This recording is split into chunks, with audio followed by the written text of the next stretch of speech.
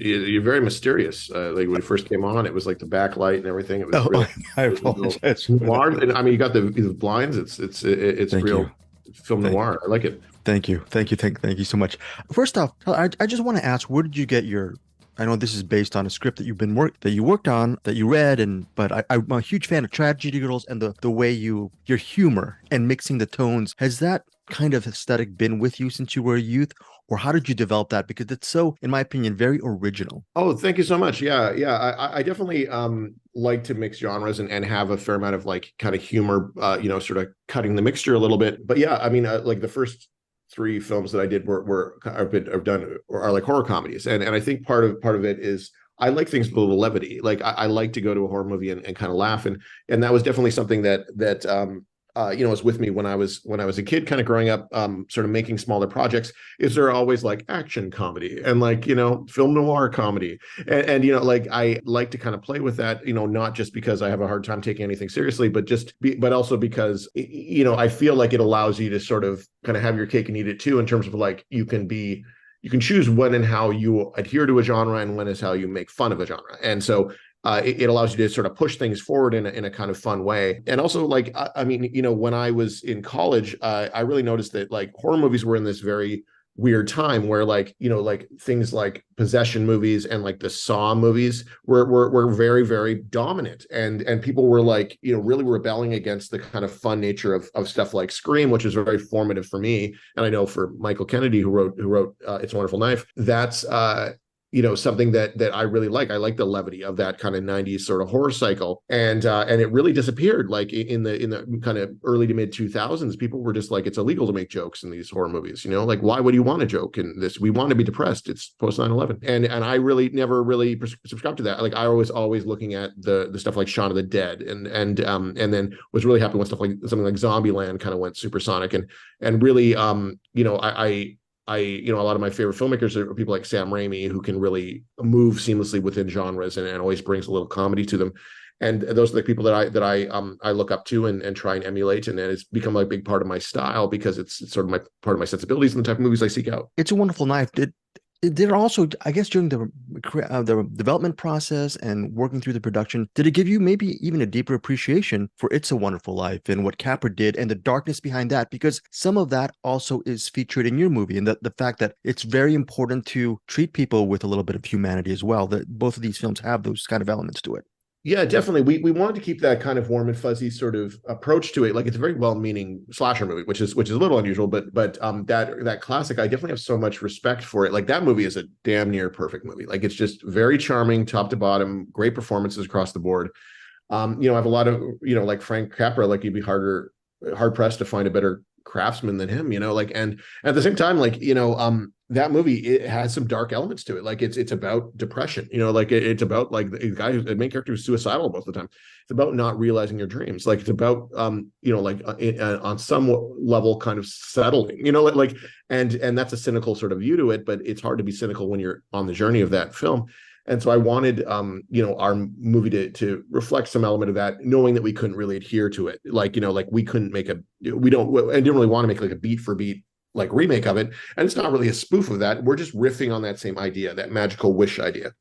And so I looked at a lot of movies that have kind of used that in various ways. Like I looked at like Mr. Destiny, that like movie with Jim Belushi, Belushi, right? Yeah. and it's like there's a lot of examples of that, or even like Back to the Future 2 has that kind of like not alternate 1985 where you see like you sort of revisit Marty McFly's life in this kind of bizarre way, and those were sort of jumping off points for me to create those kind of two different worlds. I definitely have a lot of respect for Frank Capra and It's a Wonderful Life, and I do think that guy, he got the horror comedy, like he made our Arsenic and Old Lace. Yeah.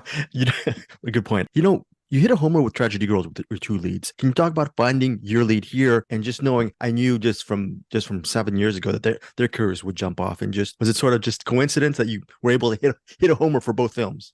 Well, it's a similar process. Like I definitely really am cognizant of the chemistry between the leads, especially if they're kind of in a buddy duo, like both of those films are.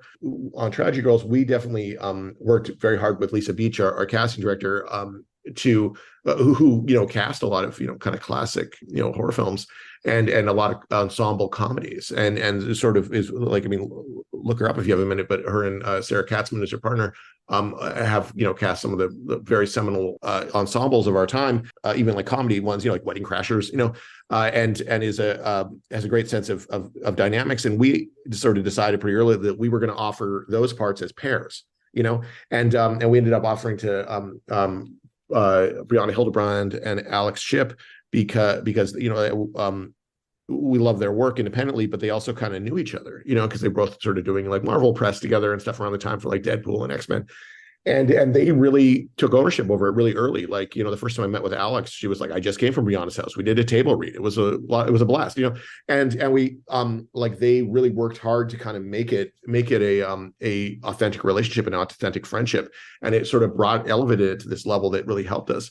And I mean, I had a similar thing here where we didn't have the advantage of kind of offering them as pairs. Like we really built things around Jane Widdop. Like I had them on a list early on because I'd seen them in Yellow Jackets, and that was a really fun kind of standout show, and she was really they were really a standout within Yellow Jackets, and their character was Laura Lee was awesome. So they were on my list of people to kind of look into working with, and they sent in a really great tape that was really kind of had a very sort of honest take on the kind of high concept of it, and that was what we were very worried about at that point, was sort of having somebody emotionally sell the magical realism of this wish and being in this nightmare world, and they really got it. They got the humor of it, they got the humanity of it, they got that turn, and they sort of made you believe it. And then we kind of was like, well, let's just commit to that, and then build the young cast around Jane, and then we cast a very wide net trying to find the right Bernie, and it was watching hundreds of tapes, considering hundreds of people, and I'm sure cast directors consider it even more,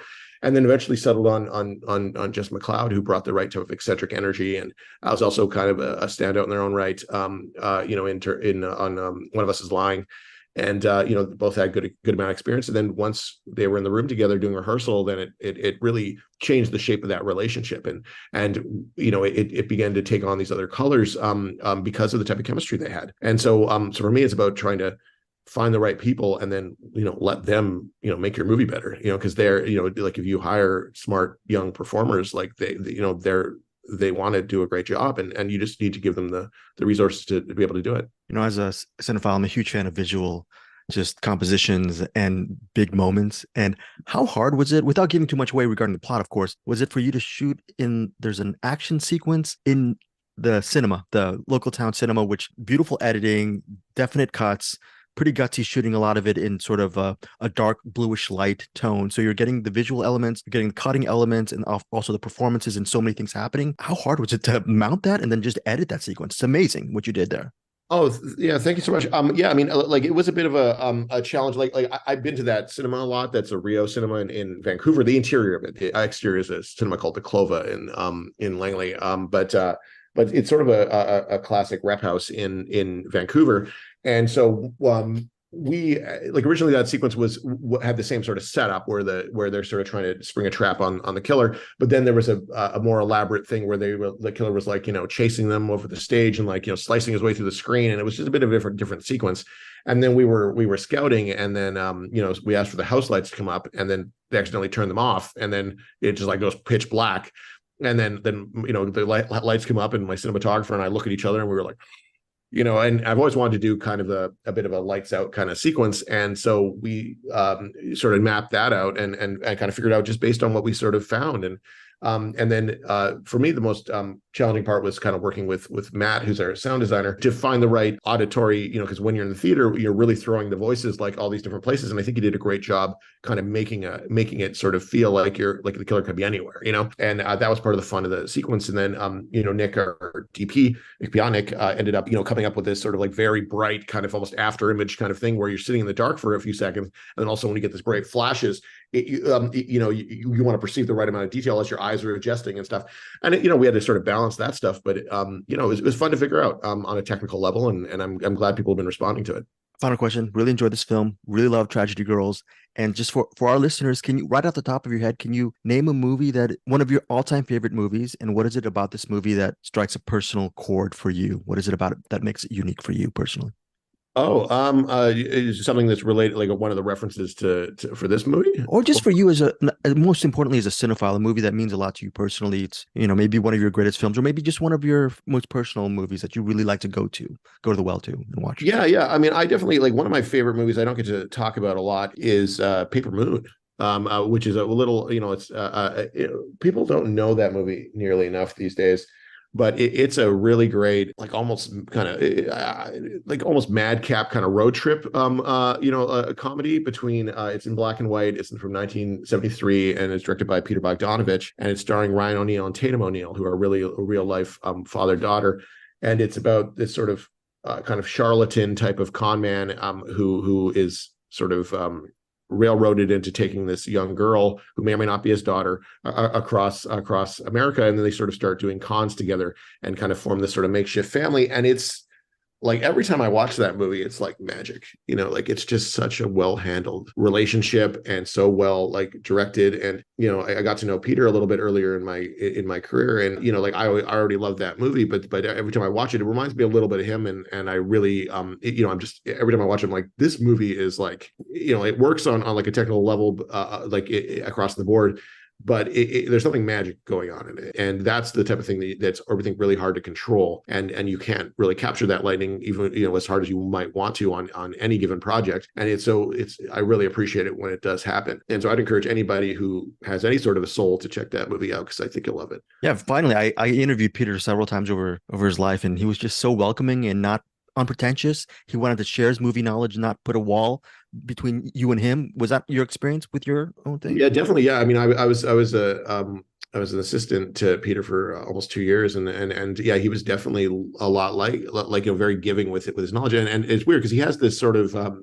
people have this assumption about him, I think, because wears an ascot and has a bit of an intellectual kind of bent, but like he isn't really like a college guy. Like he wasn't originally part. He taught at colleges, but he's very academic and very brilliant, and wrote a number of books that are pretty seminal on different cinematic topics. But like you said, like unpretentious, in ways that would surprise you. Like he was very like even when I was like working on short films and stuff like that, he was very he was very willing to just like check out a cut and just like offer a couple of pointers, and like was just really wanted people, like loved movies and wanted people to love movies as much as he did, and was always delighted when you just wanted to watch an old John Wayne movie and kind of let the afternoon kind of slip away, and it's so yeah, I really I really encourage, I point people to a lot of his movies because I think he really understood something that not a lot of people do.